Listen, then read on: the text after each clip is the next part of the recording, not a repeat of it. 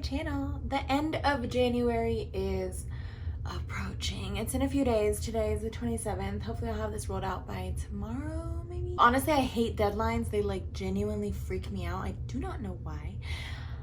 So you know, it's gonna be out. It's gonna be out. Beginning of the month, I had said that I'm committing to posting a video a week, and inshallah that will be like 2 videos a week, 3 videos a week when I get more in the groove of things and I start having more serotonin and dopamine. I don't know what's been going on. Honestly, I feel like my creative juices and just energy has been depleted of me. I don't know why or how this happened. I just don't really feel as motivated as I used to. But one thing I do know is that I want to do YouTube. And so a lot of times in my videos, you'll see that my hair is all the way jacked up. My makeup is all the way off. I really don't care about the aesthetic or whatever. I do care. I do care about how I look and about how the video is presented. However, in the past I've found that I've made excuses for myself because of those things. Oh, the lighting's off, so I shouldn't film. Oh, my hair's off, so I shouldn't film. Oh, you know, I don't know what to say, so I shouldn't film. And so obviously today I could have done the same thing. This video is kind of rambly. It's kind of a little bit of a rant. But does that mean I shouldn't film it? No. Venus is on me, by the way. I don't know if y'all can see. Here, look. I'm exposing myself. Yes, I'm wearing pajama pants and a hoodie.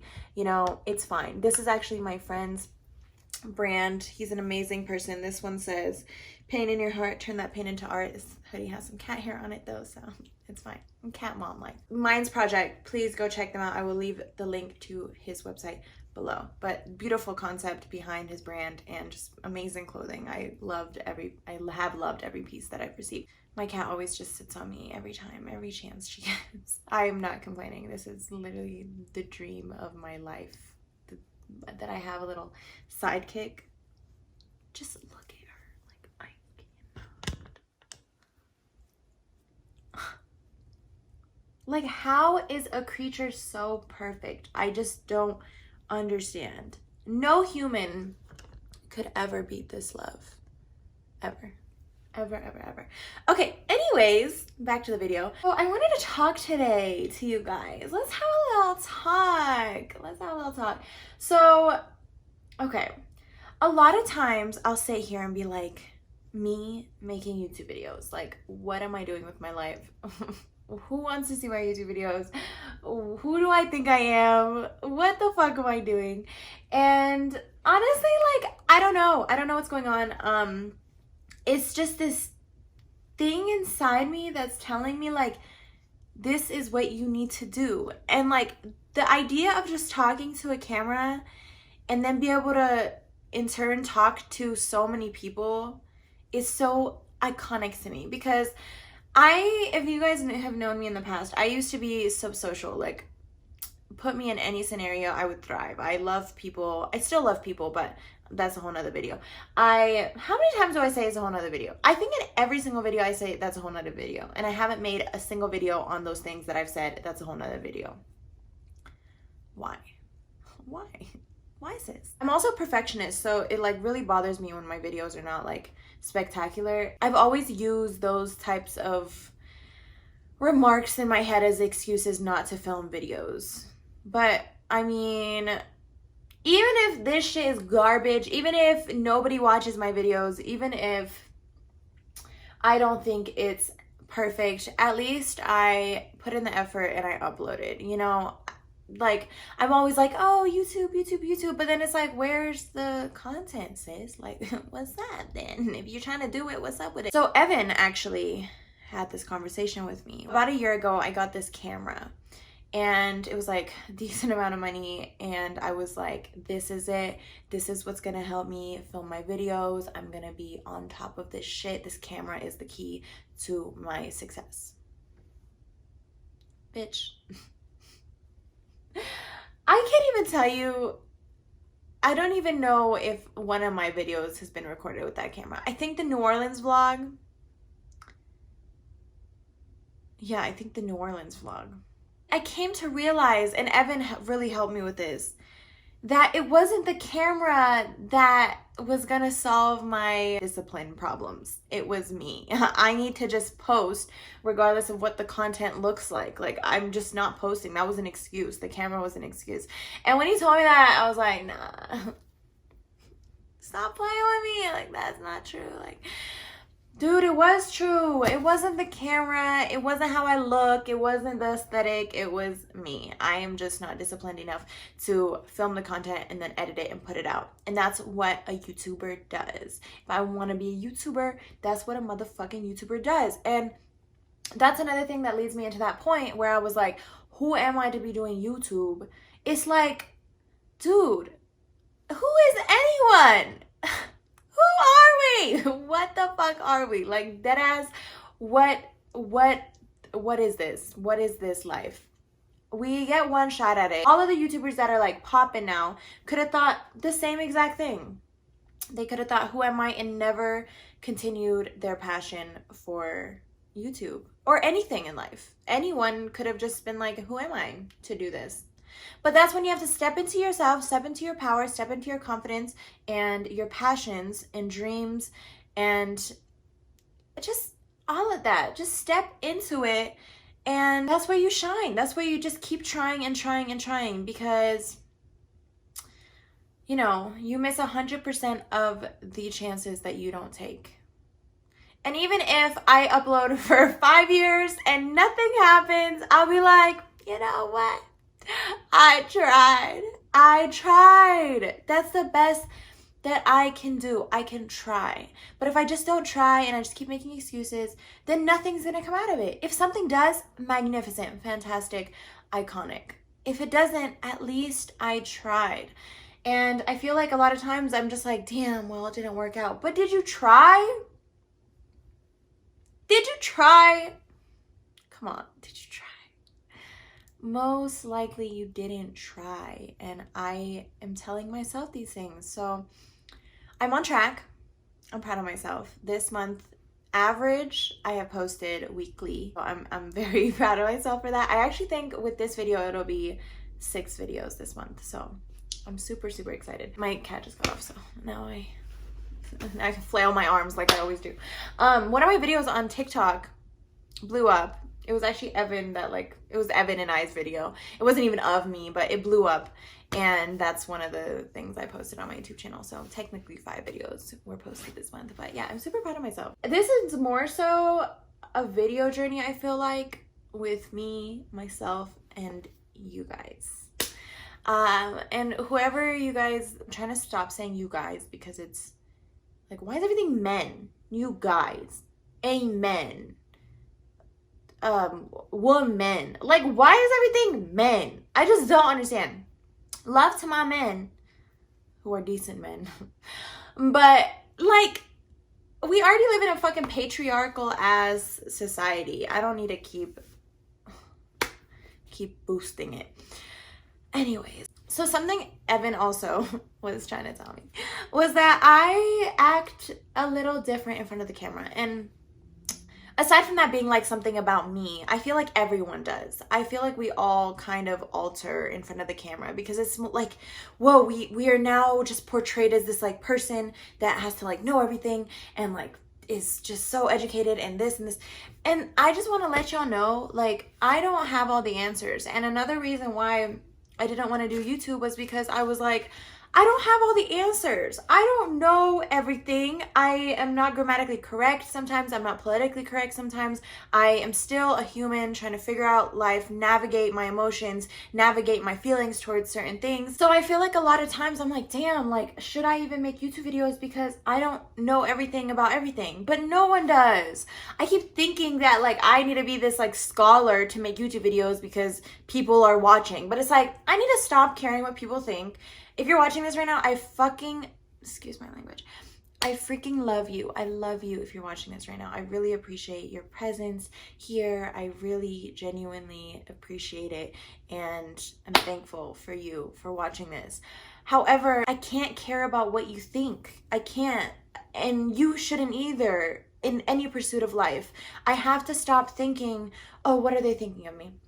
oh, what do they want me to look like? What do they want me to be like? What is the standard? What is this? I need to stop thinking that, because that just pushes me further away from my authentic self. And my authentic self is what I want to portray. I want to show all of you beautiful people me. And because this is what I'm doing, right? Not that I think very highly of myself. I think highly of myself for self-love purposes, but not that I'm like, I am the YouTuber of the land. Like, I don't, oh my God, that's the furthest thing that I think about myself.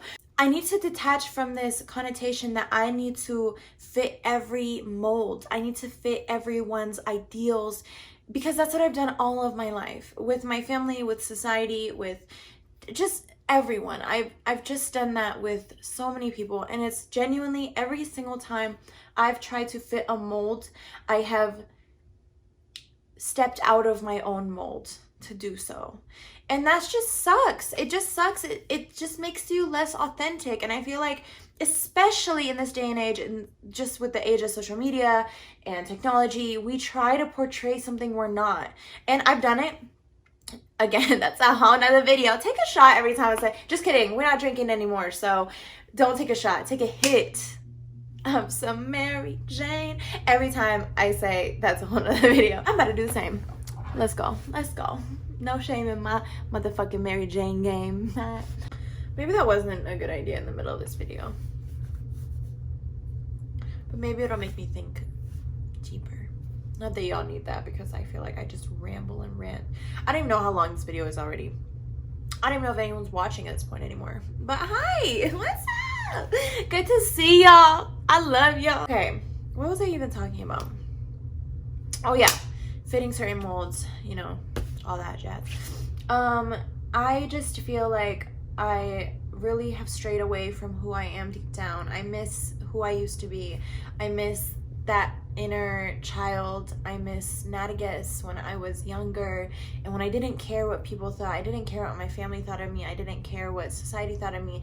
And that was maybe when I was literally a kid. Maybe towards like I was 10 plus, I started realizing things about the world and altering my character and my behavior for other people, whatever fit their needs, just so I could fit in. I used to wear a hijab, for those who don't know. I took it off when I was a senior in high school, but I wore it since I was 9, and I was in a predominantly white area. I knew one person that was 2 years at the end of my high school career that wore a hijab in my school. So I like never grew up with a hijabi. I really like didn't have anyone like me amongst my friends, which was fine, but it's also like, I feel like something that's not spoken about very often is how much inclusion matters even when you're growing up, because that just shapes who you are. I had no one that was necessarily like me